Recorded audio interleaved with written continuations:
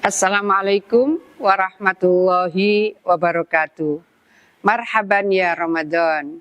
Alhamdulillah Allah memberikan kesempatan kita semua bertemu kembali dalam bulan Ramadan. Tahun ini adalah Ramadan tahun 1445 Hijriah. Mudah-mudahan kita bisa meningkatkan ibadah kita lebih baik lagi, lebih khusyuk lagi, lebih ikhlas lagi, dan lebih maksimal lagi. Amalan-amalan yang diseyukyakan, dianjurkan untuk bisa kita laksanakan antara lain adalah sedekah, tadarus. Mungkin semula terlalu sibuk kegiatan-kegiatan kita sehingga tidak sempat tadarus Al-Quran, Qiyamul Lail. Mungkin di antara kita terlalu sibuk juga dengan tugas-tugas lain sehingga kita terlalu lama meninggalkan Qiyamul Lail. Di bulan Ramadan kita ikhtiarkan bisa menjalankan sholat tarawih. Tengah malam menunggu atau setelah makan sahur kita ikhtiarkan untuk sholat tahajud, sholat hajat, dan seterusnya. Mudah-mudahan seluruh ibadah kita diterima oleh Allah Subhanahu wa Ta'ala. Ada hadis yang menyebut bahwa ada orang berpuasa, tapi dia hanya mendapatkan lapar dan haus. Dia tidak mendapatkan pahala. Setidaknya ada 5 hal yang menjadikan puasa seseorang itu hanya mendapatkan lapar dan dahaga. 5 hal itu antara lain adalah sumpah palsu. Mungkin mereka yang terkait dengan hal tertentu, baik di peradilan maupun non-peradilan, sangat mungkin kemudian melakukan hal yang tidak semestinya, memberikan kesaksian yang tidak sebenarnya, maka batal puasa jikalau melaksanakan sumpah palsu. Begitu pula menggunjing orang.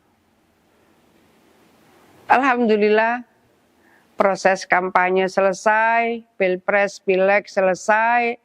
Mudah-mudahan apa yang sempat terjadi selama masa kampanye kemarin dan awal-awal proses penghitungan suara, masih kita lihat betapa proses yang berjalan itu sering diwarnai dengan pergunjingan yang kemudian mengarah ke fitnah, yang kemudian mengarah pada hal-hal yang tidak semestinya dilakukan.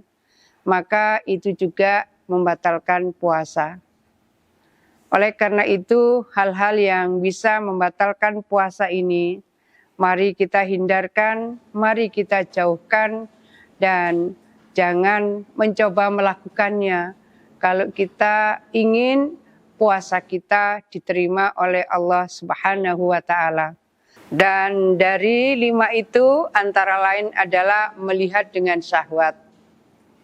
Mari kita menjaga diri kita, menjaga jari-jari kita, menjaga mata kita, karena apa yang mungkin kita tidak pernah mengira, tidak pernah menduga, dan tidak punya hasrat untuk melihat sesuatu yang akhirnya mengundang syahwat, tiba-tiba muncul di layar gadget kita.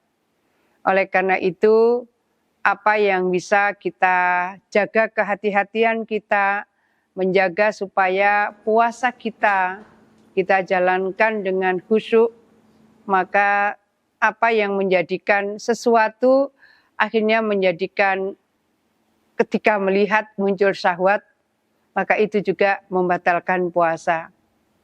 Dan berikutnya adalah jangan berbohong, karena salah satu yang juga membatalkan puasa adalah berbohong.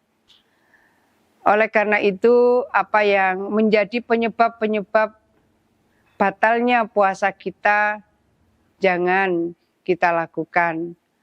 Ayo kita hindarkan. Dan berikutnya adalah yang bisa membatalkan puasa, jangan melakukan sesuatu yang bersifat adu domba. Ini penting, sadar atau tidak sadar, kadang yang kita ucapkan, atau mungkin yang kita ketik lewat gadget kita, itu ternyata punya nuansa atau nafas adu domba. Ini hal-hal yang harus kita hindarkan supaya puasa kita bukan hanya mendapatkan lapar dan dahaga, tapi puasa kita mendapatkan pahala berlimpah dari Allah Subhanahu wa Ta'ala. Ada hadis sahih yang diriwayatkan Imam Bukhari Muslim. Man qama Ramadana imanan wahtisaban ghufira lahu ma taqaddama min dzambi. Siapa yang melaksanakan ibadah di bulan Ramadan penuh dengan keimanan, maka Allah akan memberikan ampunan dosa-dosa yang telah kita lakukan. Tidak ada di antara kita yang suci.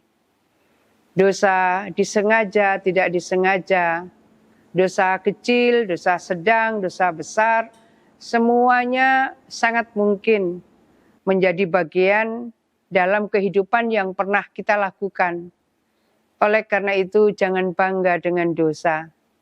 Maka menjaga ibadah bulan Ramadan dengan penuh keimanan, penuh kekhusyuan yang Allah memberikan garansi akan menghapuskan dosa-dosa yang pernah kita lakukan.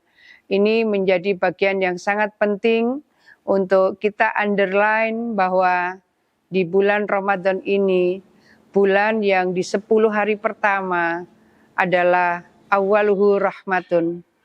Rahmat Allah, insya Allah, terlimpah kepada kita semua di 10 hari pertama. Wa ausatuhu maghfiratun. Dan ampunan Allah, insya Allah, terlimpah kepada hamba-hambanya di 10 hari kedua. Dan wa akhiruhu itkum minan nar. Di akhir 10 hari ketiga bulan Ramadan, maka Allah akan menghindarkan hambanya dari api neraka. Tentu hal seperti ini akan diperoleh oleh hamba-hamba Allah yang betul-betul melaksanakan ibadah Ramadan penuh dengan keimanan, penuh dengan kekhusyuan, yang betul-betul ingin mendapatkan ampunan dari Allah dan dosa-dosa kita semua yang pernah kita lakukan diampuni oleh Allah Subhanahu wa Ta'ala. Mudah-mudahan puasa kita diterima Allah, mudah-mudahan tadarus kita diterima Allah, mudah-mudahan sedekah kita diterima Allah, mudah-mudahan qiyamul lail kita diterima Allah.